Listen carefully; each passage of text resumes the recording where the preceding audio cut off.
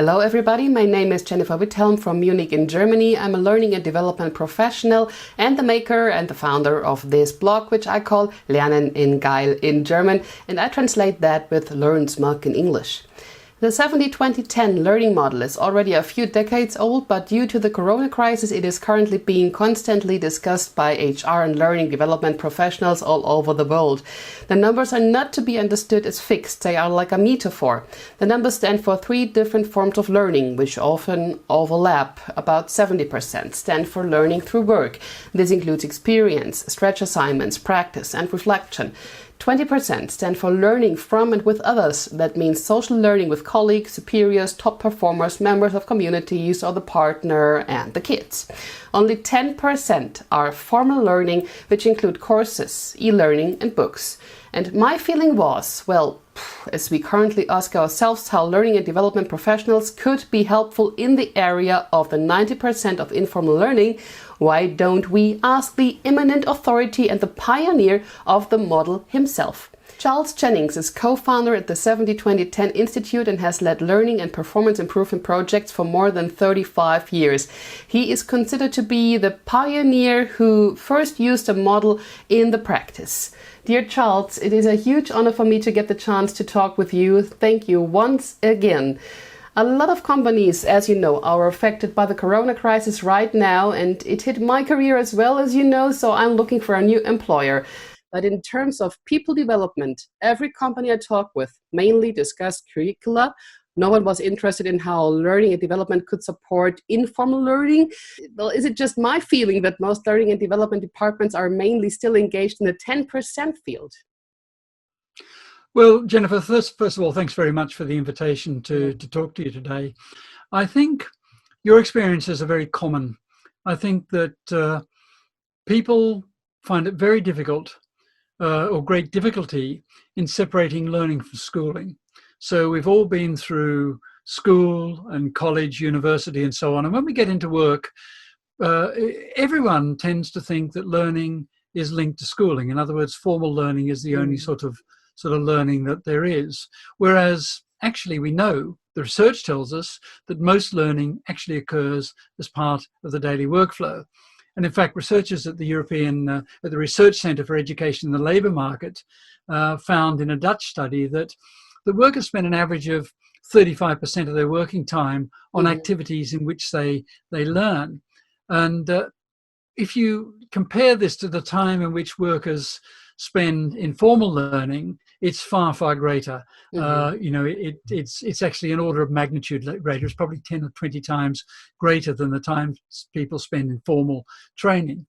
And also the Research Centre for Education in the Labour Market, who are economists looking at learning and education from a perspective of building organizational capability in the labour market, they found that actually informal learning accounts for about 96% of the time in which workers are actually engaged in learning activities. So from one side, it's not surprising to me that people tend to focus on formal learning because that's what we've always done. Learning and development in the minds of managers, in the minds of learning and development leaders, has always been around programs, around building courses, learning paths, structuring things in that way. And yet we know that that only touches a very tiny bit of the learning time that all of us are spending in terms of learning. And so informal learning, as it were, is under the radar. So it's a challenge, and it's something we need to change, actually. Actually, you told us for years that we should focus more on the 90% or even 96% of informal learning. And I think it's almost 20 years ago that you started to use the 70-20-10 model as a chief learning officer at Reuters. How exactly did you use it back then, and what has changed in your approach compared to today? Well, a lot's changed in those 20 years, Jennifer. I think, the figures I gave you earlier, around 96% of working time is spent, of learning time is spent informally.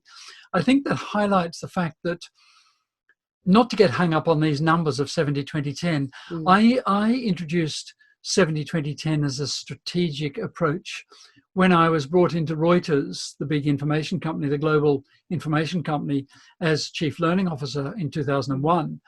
And I was aware that the amount of time, effort, resource, and money that was being spent on developing capability, both at individual, team, and organizational level, that was probably not being spent very well in terms of almost all of it was focused on formal learning.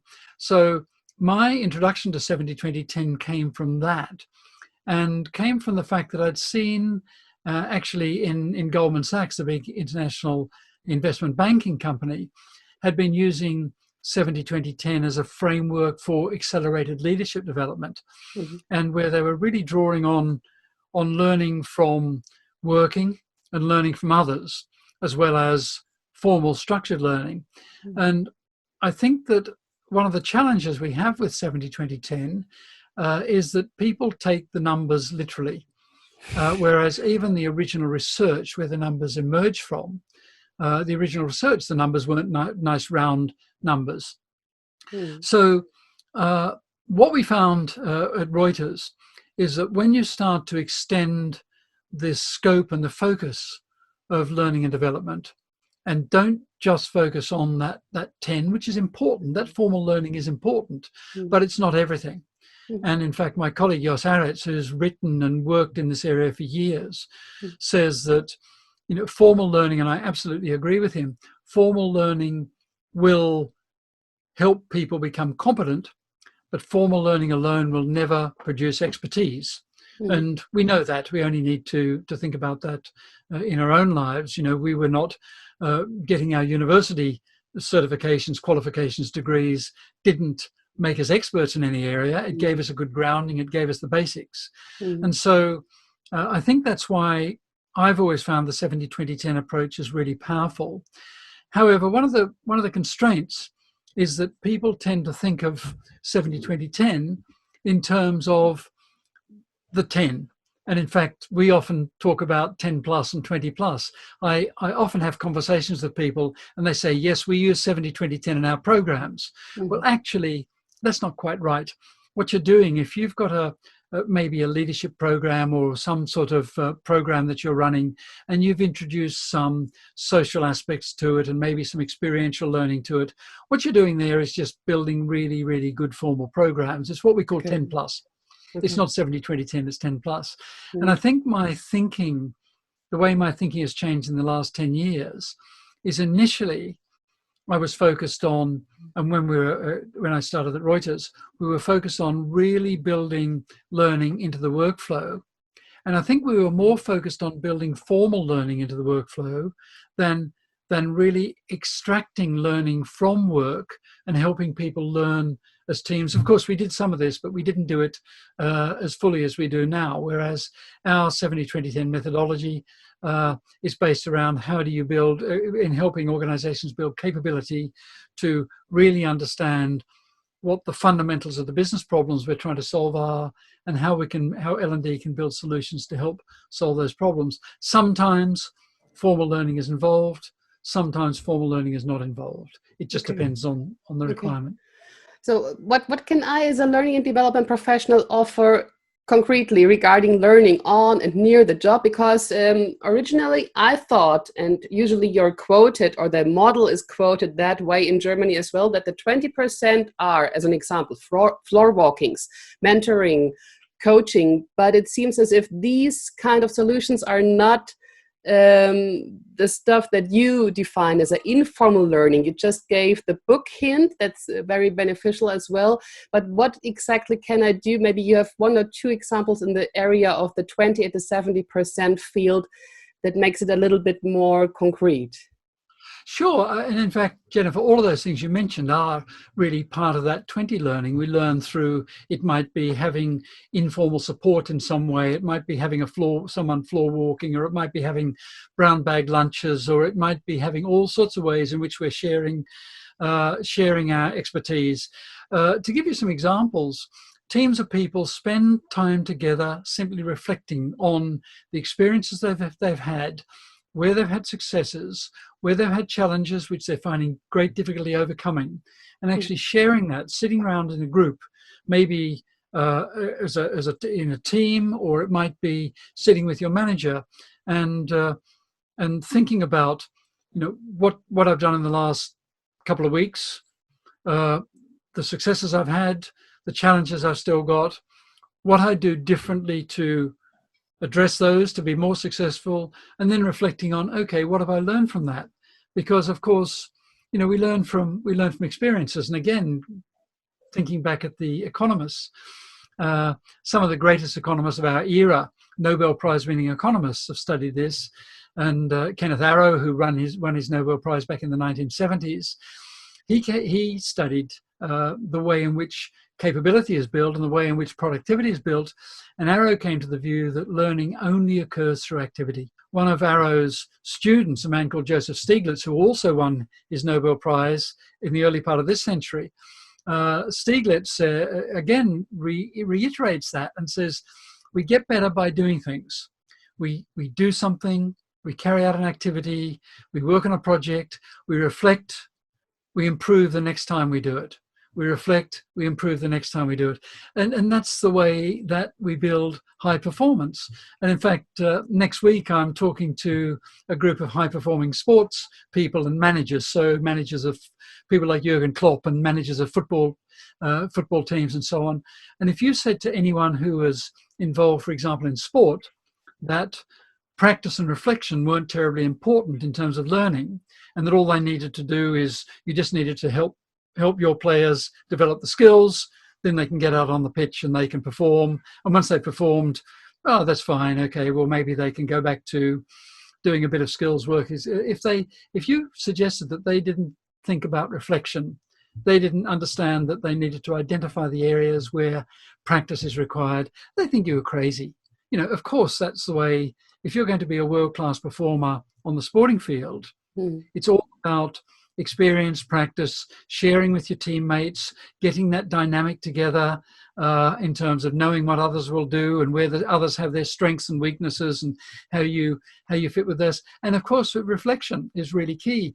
An example I often give, Jennifer, is if you think of Rafa Nadal, is an absolutely perfect example of learning in the workplace and how someone can outperform their talent.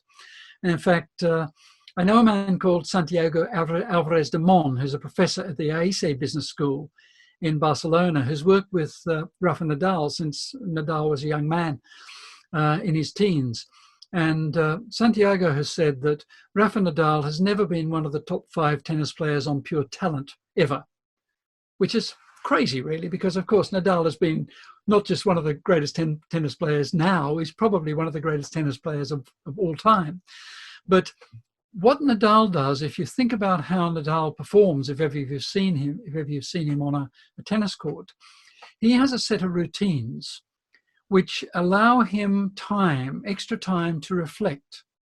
So Nadal, for example, has lost more points for time wasting on serving than any other player in the Open era. And what he's doing, and I've seen video of Santiago and Rafa Nadal talking about this, and whilst Nadal is bouncing the ball before he serves, he's thinking, what happened last time? What was it that led to a good outcome or a bad outcome? What do I need to change? Okay, what have I got to do next? So Nadal is what you call an obsessive reflector. And we don't think about that in knowledge work. We often don't think about it in our work, in our own work, that actually reflection is really, really critical, and reflecting either individually or with other people. And I've seen this occur. I've seen performance go up significantly by simply using that technique of just reflecting with others. I've seen it with groups of senior managers where when they have their quarterly meetings, they spend maybe an hour over 2 days, just put away their laptops and everything and just ask those 3 questions. What's been going on for me since we last met? What would I do differently if I had my time over? What have I learned from that? And just simple little techniques like that have really, really powerful outcomes.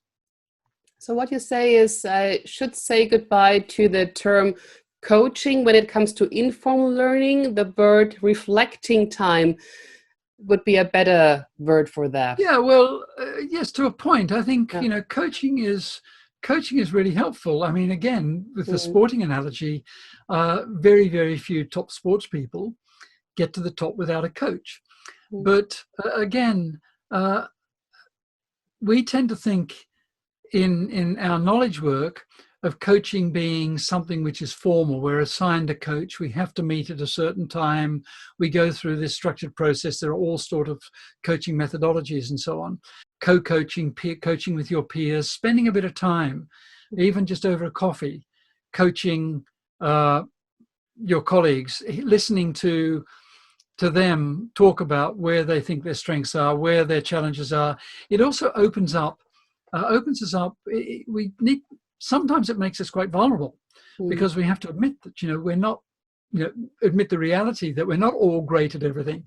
mm, And so that coaching piece is very important. So the role of L&D, the way that thinking of the world from a performance paradigm rather than a learning paradigm, what that does in terms of changing the role of L&D is that if you take coaching, for example, it's not simply thinking of coaching as a process and we need to get a professional coach or we need to train our managers to be coaches or whatever.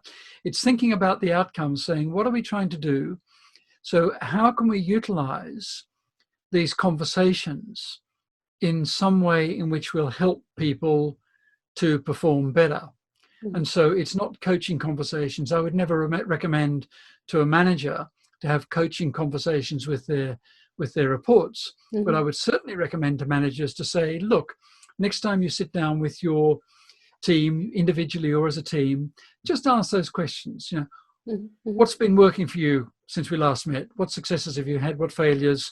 What would you do next time? What have you learned from that? So to build that culture of continuous development, questioning, and reflection. You just mentioned managers and leaders. I think it's been 2014 when McKinsey found out that the most leadership trainings do not work because the context is missing. So how can leaders attain the competencies they need for future roles in a more effective way when we want to focus on informal learning?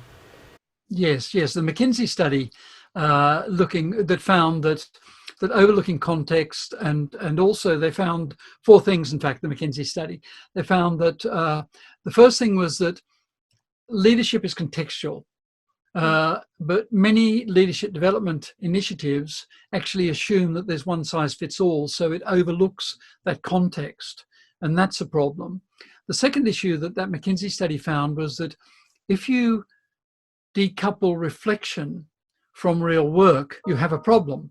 So we need to make sure that any leadership development is actually tied in to real work, real issues, real challenges, and so on. And this is where the Harvard case model has become, a lot of people have become very critical of the Harvard case model because it really puts people into artificial situations to, solve complex problems in a few hours or overnight or whatever. And actually that's not real situation.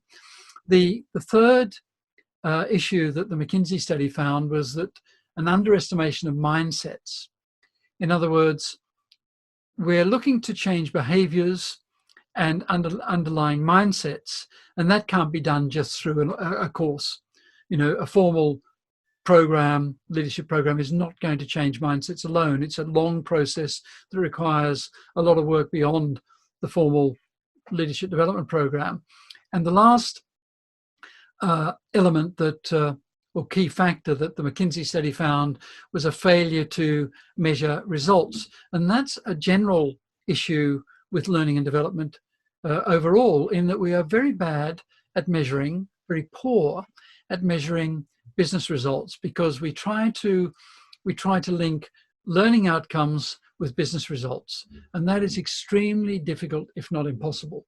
And we have all sorts of learning metrics, which we then try to convince senior stakeholders and executives that these learning metrics are meaningful. Actually, the only metrics that really matter if you go and talk to a chief executive, the only metrics that really matter to them are business metrics. Thinking about measurement, I asked a group of of senior HR, L&D talent people in a group I was chairing earlier on this week about how they measure results.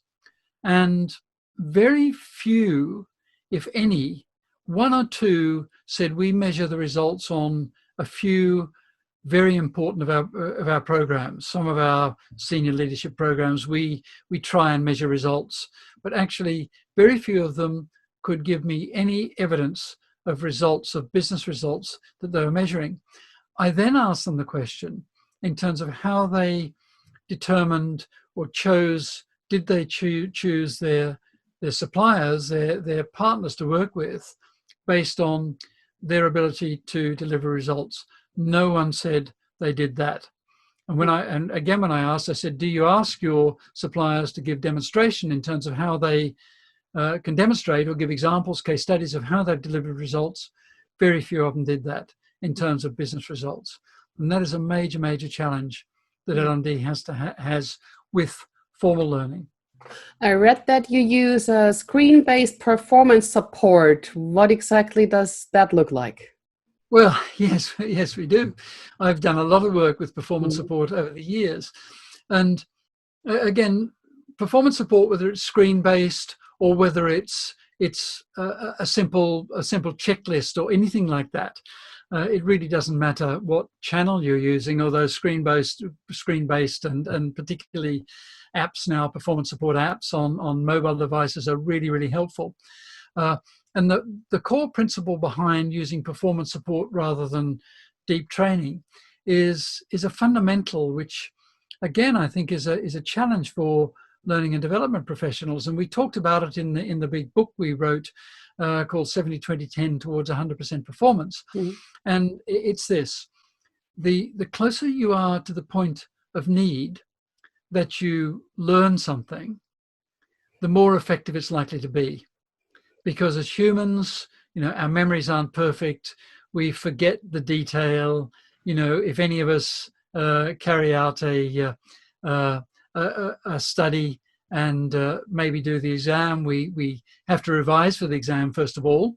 It's interesting to me when I think about my university days or anyone's university days.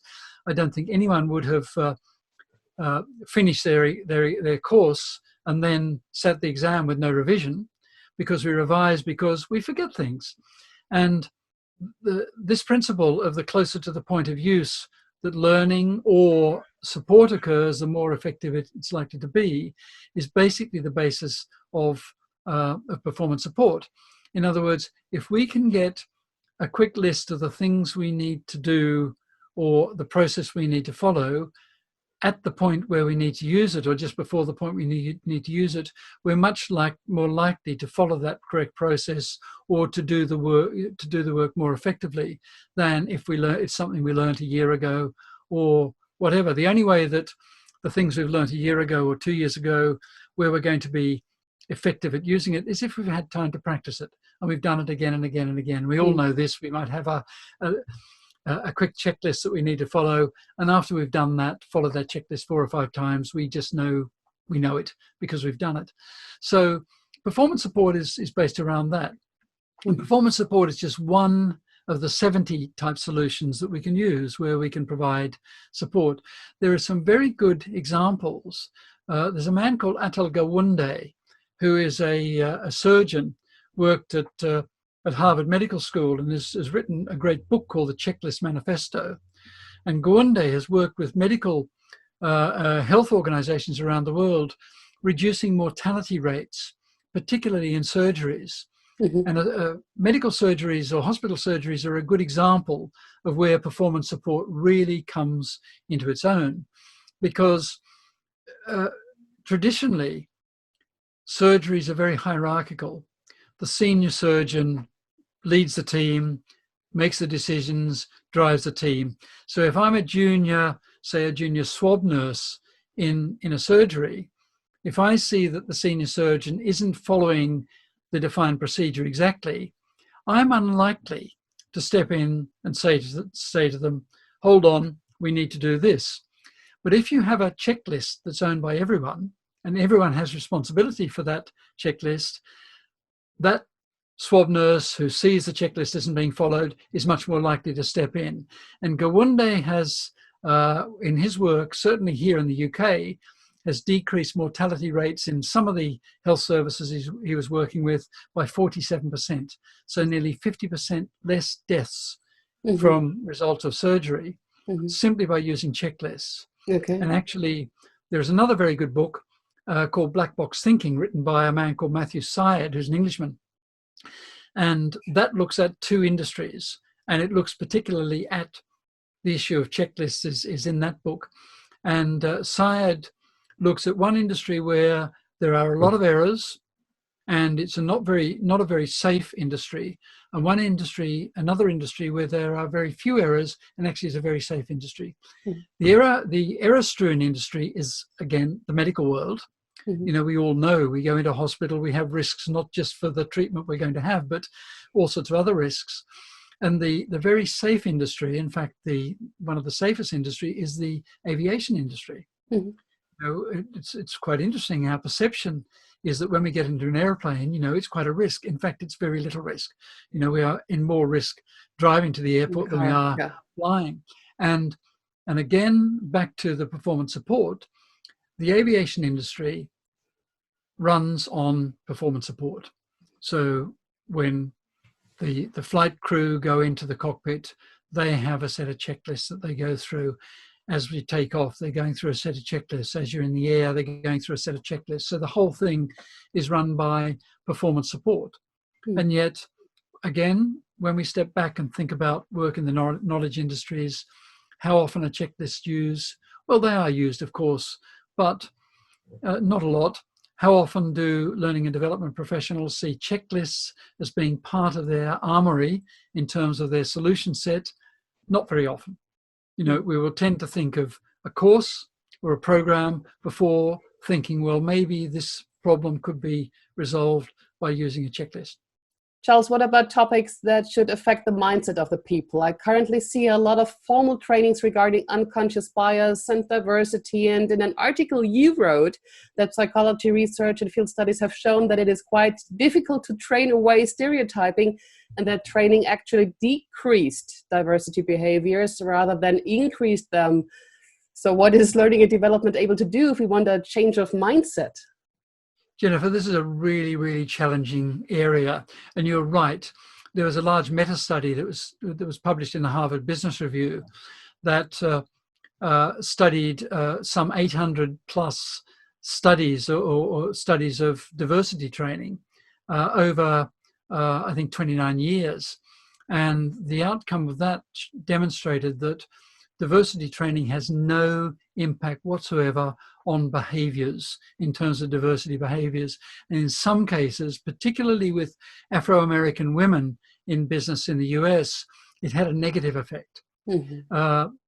Even wider than diversity training, when we think about the whole bias issue, Jeff Kaplan, who's a lawyer, who's one of the leading experts on compliance training, and again, another American, Kaplan has identified the fact that compliance training has very, very little effect on compliant behavior unless it is absolutely targeted.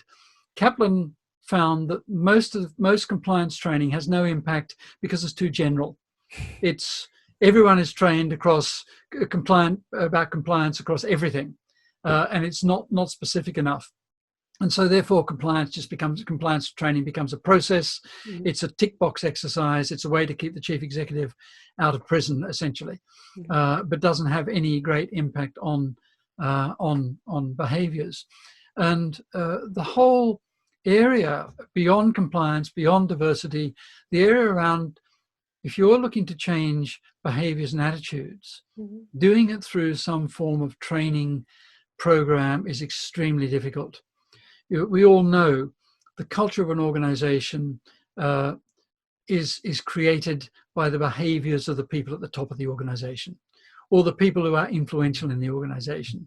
It's you know, if you look at an organization with a really good culture, it always leads back to the behaviors, not just what is said, but what they do, of leaders in the organization. If you look at a team, the culture of a team, it always leads back to the behaviors and the attitudes of the leaders of that team.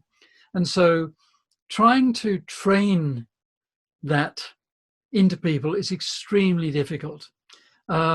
It can be done by example. It can be done in various ways and helped in various ways by example. And again, coming back the full circle, I guess, to our conversation, if you can encourage reflection and self-reflection for people to step back and say, what message am I giving? Is there a way in which I can give my message in a better way? Is there a way in which I can support and help people in a better way? That's far more likely to be effective than any number of structured training programs. And that's just, we need to step away and think about how we as humans, how we interact with people, who we look up to, what we aspire to. And I think it comes back to, Daniel Pink in his book Drive about motivation identified 3 key motivators, autonomy, mastery, and purpose. In other words, is my purpose aligned with the organization's purpose? Is it aligned with my manager's purpose? The mastery piece is sort of natural because as humans, we have a desire to get better, and that should be encouraged. And the autonomy is really interesting in terms of that seems to be a key driver. And in fact, I listened to one of the people in this event I chaired earlier in the week was a professor at Warwick Business School in the UK. And Warwick Business School have done some work over the last few months in terms of the impact of organizations in the COVID crisis. And one of the 2 key factors that came out of their research was autonomy. So with managers who gave people autonomy, but also were there to help and support them when they needed it, they were the 2 major factors for individuals and teams performing well in difficult times. So those sorts of things are really critical. And of course, we can do all sorts of things. L&D, there are real opportunities for L&D to help and support these, but not necessarily through the formal part. And that's where the informal learning really comes to play. And to be honest, Jennifer, I don't think that L&D has really stepped into this yet, into this informal area yet. And in fact, one of the things we've done this week, the 70-20-10 Institute is launched a new initiative and basically rebranding ourselves into an organization called Tulsa, which is the reverse of result, on the basis that we're looking at really helping build this whole new approach to helping people do their jobs and helping organizations perform better, become high performing by exploiting not just formal learning, but informal learning and organizational learning, not just thinking of individuals, thinking about teams, thinking about organizational development, how agile, how responsive is an organization, because that's going to lead to success. If our organizations don't respond to change, don't develop new business models, if L&D doesn't develop new business models, we're going to have real struggles. So I'm very positive. I think there are a lot of opportunities here, but we need to change our focus. We need to move beyond the formal learning, beyond developing leadership programs, beyond the program mindset, and even beyond the learning mindset. We need to move into the performance mindset. Thank you so much, Charles Jennings from the UK. And in the next episode, I talk to Professor Dr. Nele Graf from Germany. She is learning and leadership expert, and we will discuss the future role of L&D and classroom trainers. Please subscribe to my YouTube channel and get in contact with me via LinkedIn. My name is Jennifer Withelm.